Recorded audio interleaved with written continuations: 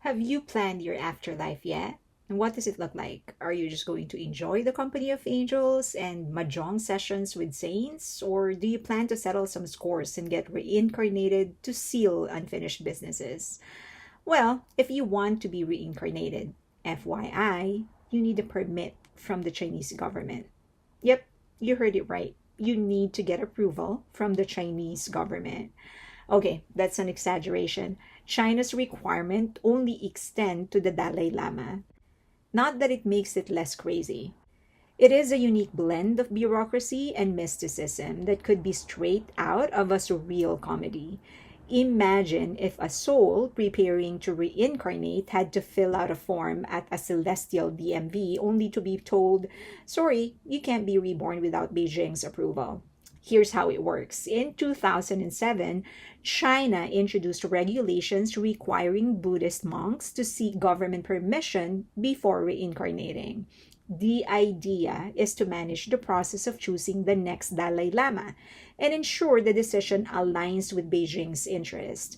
Essentially, the Chinese government declared itself the ultimate authority on spiritual matters, even those involving future lives. Why does the Chinese government want to control the next Dalai Lama?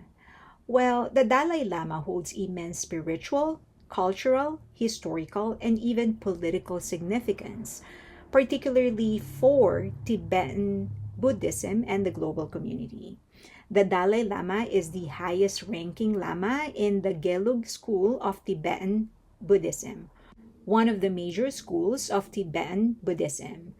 He is considered the reincarnation of Avalokiteshvara, the Bodhisattva of compassion, symbolizing compassion and wisdom.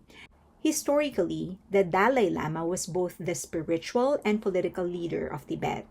But the 14th Dalai Lama, Tenzin Gyatso, fled to India in 1959 after the Chinese occupation of Tibet and established a government in exile in Dharamshala, India. Although he relinquished his political role in 2011, the Dalai Lama remains a global symbol of Tibetan cause, advocating for autonomy and the preservation of Tibetan language, art, culture under the Chinese rule. And he is respected and accepted by many world leaders. And boy, does China hate that. The Chinese government rejects his leadership, branding him a separatist and opposing his international presence. This is why China requires a permit to be reincarnated. They want control over the selection of the next Dalai Lama. This would make it easier for them to impose their politics and alter the culture of Tibetans so that they can adapt Chinese culture. But wait, I know that you have a lot of questions, and I do too. What happens if the soul reincarnates without a permit? Do they get fined, sent back, sent to jail?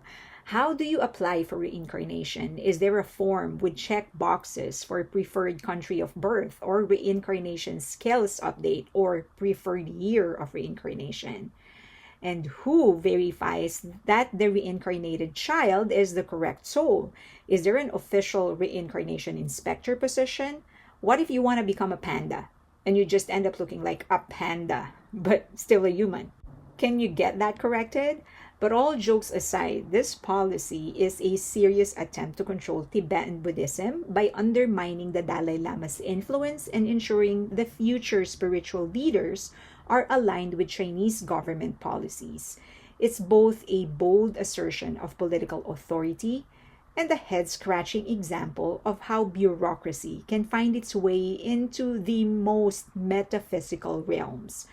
But it doesn't change the fact that China's reincarnation permit system is a fascinating mix of political strategy and cosmic paperwork, a reminder that sometimes truth is stranger and, yeah, a little funnier than fiction.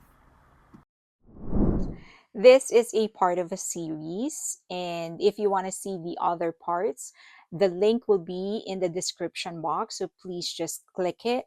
I hope that you like it. I hope that you learned something. Please give this video a like, comment if there's anything that you want to say, add, correct. please do that in the comment section below. Also, subscribe and hit that notification button and share the video if you can. Also, please subscribe to me on Patreon. Be a member of our community. It's a great one. If you're looking for a place where you can ask questions, express your unpopular ideas or opinions, it's a place for you. For as long as you do it respectfully, you are good. We talk about Asian entertainment, culture, movies, TV shows, literature, books, or sometimes we just have fun. We do have a free membership if you just want to try things out first. Also, follow me on IG, follow me on Twitter or X. I'll see you there.